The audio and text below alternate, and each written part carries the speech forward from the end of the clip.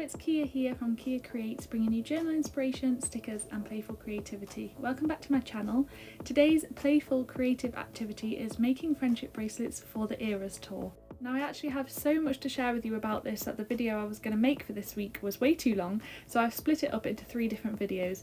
In this video we're going to be talking about where I've got my beads from and like little tips and tricks for making bracelets, advice and things that I've learned after making so many of them, because I've now made 100 bracelets. Which is absolutely wild, I know, but if you know me, you know I love an excuse to pick up a crafty hobby or create an art project, so finding out that Swifties make bracelets to trade with each other at the Eras tour and at Taylor Swift concerts was just music to my ears, because it's given me this chance to just hyperfixate on beads and making bracelets, and honestly I'm having the best time, so I can't wait to share this with you. First things first, let's talk supplies that you'll need to use, and specifically beads. As you'll see throughout the video, the beads and the supplies that I use evolve, but I'm going to start from the beginning. So this is the first thing I bought, which was the basic bracelet making kit from Amazon, and it worked great to get started. It had all of the coloured beads, it had the letter beads and some little hearts. It also came with some little charms, which I used a few of but I didn't use very much. The stretchy string, which I used to begin with, but you'll see I swapped out for something better later on, and some tiny little scissors, and this is what I used to get started on my first bracelets. Honestly, this kind of feels like a lifetime ago now, but these are the first bracelets that I made. So I started with this little lover bracelet with the heart charm on it, which I think is cute. Don't worry, I'm not going to go through all 100 bracelets I made, but I just wanted to show you these first few. This one, I just picked a few beads that represent each of the eras, with black and white in between to represent Torture Poets Department, of course. And then a Wembley bracelet where I think I accidentally used an upside down W as an M, but never mind. For this bracelet I used a couple of the little leaf charms and some autumn colours, and it stands for autumn leaves falling down like pieces into place from All Too Well. Honestly, after even just a few bracelets in, I just knew this was going to turn into a big thing for me, so I was already looking for more beads to buy and ways to advance with my bracelet making, which led me to another bead haul. So there are 2 more bead hauls in this video.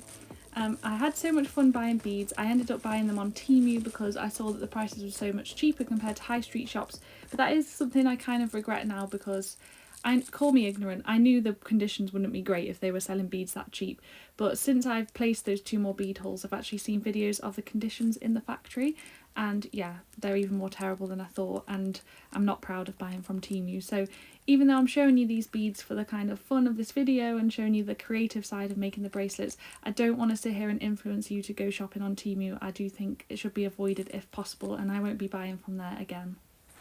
So hopefully you don't mind me just putting that little disclaimer in there. I know I'm still showing you the beads, but I kind of want to de-influence you to not encourage you to go and buy from there yourself. I did buy some beads from other locations later on, which I'll also show you, but for the first haul anyway, this is just like an eclectic mix. I got these little like disco ball beads that I thought would be nice for things to do with like mirror ball and how the colours went with the different eras, and then I also topped up on some more letters, because as you'll see if you make bracelets, some of the letters, like the E's especially, go so fast. So I got these colourful letter beads, and then I also got some tags which I thought would be cute for adding my social media handles to some of the bracelets, not all of them because it would take forever, but it would be fun to see where the bracelets end up and see if I can connect with Swifties that I traded bracelets with at my show, you know what I mean, the show I'm going to. And I also got this box so I had somewhere to store the beads, and I'm just going to do a mini ASMR pouring of the beads for you.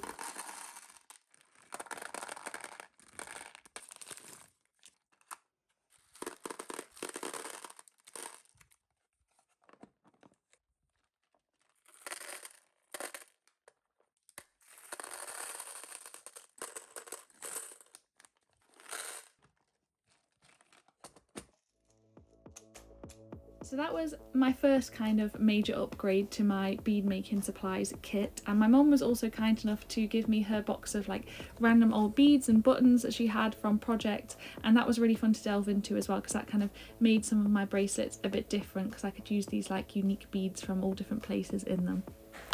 So now I'm just showing you a few of the bracelets that I made with these new beads, like this one. This is an ivy bracelet, and I used of course the ivy leaf beads. I wonder how many times I say beads in this video. This is what I kind of consider my stretchy string era. So I had like my basic beginning era, this is the stretchy string era, and then I move on to using something else which I'll talk about later, which I think is better. But to begin with, we'll talk about tips for using this elasticated string. This bracelet, by the way, is one single thread of gold. I'm writing in gold letters, and that's a lyric from Invisible String, which seems appropriate because we're talking about clear elasticated string. So my 3 top tips for making bracelets with this stretchy string are: 1, tie a knot in the string before you add any beads, because otherwise they will come off the other end and you will cry. 2, double, triple, quadruple knot and pull that knot so tight when you tie up the bracelet, because they come undone really easily in this, so you have to really make sure that it's secure. And then 3, add a little dab of clear nail varnish onto the knot, because that really helps it stay together. So I probably made about 20 to 25 bracelets with this clear string. I showed you some of them there, and that also included these, which I was quite proud of. I wanted to make some bracelets for our little trio who are going to the show together, and so I made would've, should've, could've, and I think they turned out really cute. Another thing that's good about the string, technically, is that you can make these like more complicated designs with like double strands. So this was my one and only attempt at making a double strand bracelet. It says "Wreck My Plans," a lyric from Willow, and I think it looks really nice, but I definitely struggled to make a double strand one, mainly because I bought 0.8mm string. So another tip would be, if you want to make more complicated designs, because I've seen ones where you can like thread it back through the bead and make little flower designs, and it looks like, honestly, there's so many cool possibilities, but I would recommend, if you're going to do that you get a thinner one than 0.8. Okay, now we're moving on to a more general recommendation, which is to turn bracelet making into a fun group activity. So you'll see some clips that I've gathered. I've had various bracelet making afternoons with my cousin Lois, with my sister, with my mum, with Lucy, my friend and Will's sister, who's going to the Eras tour with us, which I didn't actually get any videos of, which I'm sad about, but I did get some pictures and they'll go in my journal. But it's just such a fun, festive feeling to make the bracelets together. You can put songs on, you can sing along, you can inspire each other with different ideas for songs, and it's just like a really nice way to get into it. So I just wanted to mention that as a recommendation, because it's so fun to make the bracelets together. And I did keep 2 that I'm not going to be trading, one by my sister that says Wonderland, and one that my mum made that said Marjorie, which is a song that really reminds me of my nan, so I thought it would be nice to keep the bracelet that my mum made with that on it. And as you may have noticed from those bracelets, we are now exiting our stretchy string era and entering our memory wire era, and this is where the obsession really took hold. So memory wire is like coiled into this circle, and it keeps the memory of its shape, so you can bend it and make stuff with it, but it will keep that circle shape. I bought this memory wire that came with the tools. I'll link it in the description below. I got that off Amazon, and basically when you've made the bracelet, you could just twist it into this little hoop like I'm showing you and kind of squash the end, and it means that you can take the bracelet on and off really easily, but it's still like nice and secure. The bracelet holds its shape, and you can add a clasp if you want, but I found that the bracelets just stay on really well anyway. So this kind of led to me making a lot more bracelets, because I just found it so much easier and quicker. If you want to make this bracelet with me in real time from start to finish, I'll be uploading a video of that. So I ended up getting more beads because I had more bracelets to make.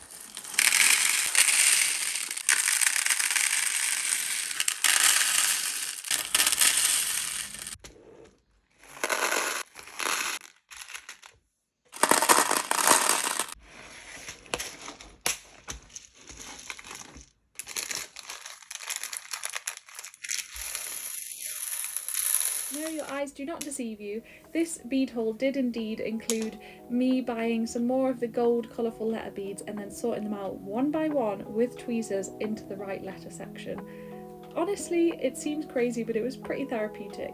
And then, because I'd been on one and made so many bracelets, I bought even more letters. I know, someone stopped me. I had these like transparent letters, and then these which were a mix of like different stars and moons and square letters, and they also had smiley faces which really reminded me of Paramore, and this kind of sent me on a little mission to make a bracelet for every song of Paramore's set list. Side note, I cannot believe that I am seeing Paramore and Taylor Swift in the same concert. I've wanted to see Paramore live since I was probably like 12, so my inner child is screaming. I'm very, very excited for Taylor Swift, but I'm also really excited to see Paramore as well. The only song that I didn't make a bracelet for was Burning Down the House, because I'm mad that we're going to see Paramore and they only have a 9-song set and they've decided that one of them would be a cover. Who made that decision? That's just crazy. Anyway, so these are the bracelets that I made for the Paramore set. I made them all with memory wire. They were so fun. I've obviously got so many beads to choose from now that it's just a joy to make these bracelets. So this is just evidence of why the memory wire bracelets are so good, because if you had those stretchy string ones and you wanted to put one bracelet further up your arm than another one, you would have to like pull it over it, but the memory wire ones can go on anywhere and they come off so easily. Look at that. And as you can see from this overflowing bowl, I had made a lot of these bracelets by this point. So while I make even more of them with these huge letter beads that I got, I'm going to give you some tips for making these bracelets with the memory wire. To begin with, I would say measure your bracelet on your wrist and cut the wire so that there is quite a bit more than your wrist. You want to be making a lot of different size bracelets anyway because you're trading, so you don't know the wrist size of the person you'll be giving it to. But also with this memory wire, it's fine for the bracelet to overlap, so it's actually way better to have too much wire than it is to have not enough. And then my second tip is to start with the letter beads, add them to the centre of the bracelet, and then you can thread the beads on from either side. You'll see how much space you have to fill, and it'll be really easy if you want to make something symmetrical because you can put the beads on from either side. And here's a quick look at some of those bracelets that I made with the huge letters. Some that say Paramore, Taylor Swift, Eras Tour, and for one of the Eras bracelets I used like a different coloured bead for each era, and I thought it looked so cute, so I made another one of those with no letters. So you've got like Debut, Fearless, Speak Now, Red, 1989, Reputation, Lover, Folklore, Evermore, Midnight's Touch, Poets Department. I could not say that fast enough, but I just thought it looked really cute and Swifties will understand. So there we go, that's now 100 bracelets that I've made to trade. Why don't we try them on? I actually couldn't get them all on. I'm going to have to get like a shower ring or attach them to my bag somehow. Hopefully Will wear some for me.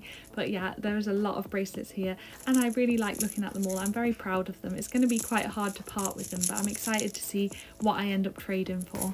And I know I've already shown you this, but look at how easy the memory wire bracelets are to just like pull off. If I tried to do that with the stretchy string ones, I think that they would break. It took me so long to put all of these bracelets on and then hardly any time at all to take them off. But yeah, I'm gonna have to find another way because I can't wear them all. I want to have a trade arm and a non-trade arm to start with, and they left a mark on my arm after wearing them for a few minutes, so imagine wearing them all night. So I will update you on what I end up doing with that. I just wanted to show you as well the bracelets that I made that I'm not going to trade, that I'm going to keep, because we all have ones that we ended up keeping. These couple off of Will. So this one is Magnetic Force, so like Magnetic Force of a Man from Lover, and I used beads that I thought looked like metal. And then this one is The Man, which is actually a necklace, but it could be worn as a bracelet as well, because Will's going to dress as the Man from the Man music video for the concert. Then of course I've got the would've, could've, should've, would've, should've, could've, would've, could've, should've. I've got those three that I showed you earlier that I'll be keeping. And then I have this one that says I cry a lot but I'm so productive. It's an art from I Can Do It With a Broken Heart. I just wanted to try out what it would be like to do a really long one that overlaps. Then we have a couple that aren't even really Eras Tour bracelets, they're just bracelets with beads that I thought were pretty. This one has a little charm on it that I think is from Valet's Creative Corner. She sent me that in some happy mail like a few years ago. And this bracelet that says Kia on it, and they're probably my two most worn ones. I just like wear them with every outfit now. I just wear them every time I go out the house. I have this bracelet that says Delicate because I am delicate, and I like the little beads that are dropping off it, and I just really didn't want to trade that one.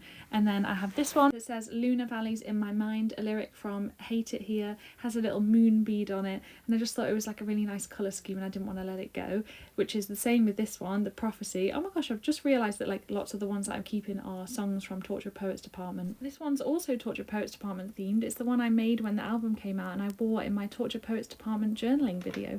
For now, I'm going to be displaying the bracelets that I'm keeping on this jewellery tree, but I also have some fun ideas for how I'm going to display the bracelets that I trade for. I will share those ideas with you in a video that I make after the concert that will also be like a kind of haul of the bracelets that I traded for as well.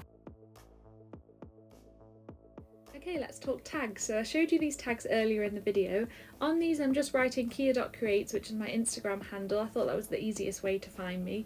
And this isn't really to promote my social channels, this is more just to like connect with Swifties. So I think it would be so cool if the bracelet got traded and then maybe traded again internationally, and someone could use my social handle to let me know where it ended up. I think that'd be so fun. And I also think it would be great and kind of a like little dream of mine if there is a Swiftie who's watching this video right now who found the video because of the tag on the bracelet, and they like got to see the video in which I made their bracelet. Like how cool would that be? So I just thought I'm not going to add it to all of them, like I said, just a few, just to see like where it ends up and what happens. I think it will be a fun little mystery. I really wasn't joking when I said I had a lot of bracelet themed things to share with you, so I hope you've really enjoyed this kind of practical video with the advice and tips on making the bracelets. If you want to see me make some eras bracelet themed sticker sheets and then use those in my Taylor Swift journal in like a bracelet making themed journal spread, then make sure you check out the next video I'll be posting. Hopefully you'll enjoy that one too.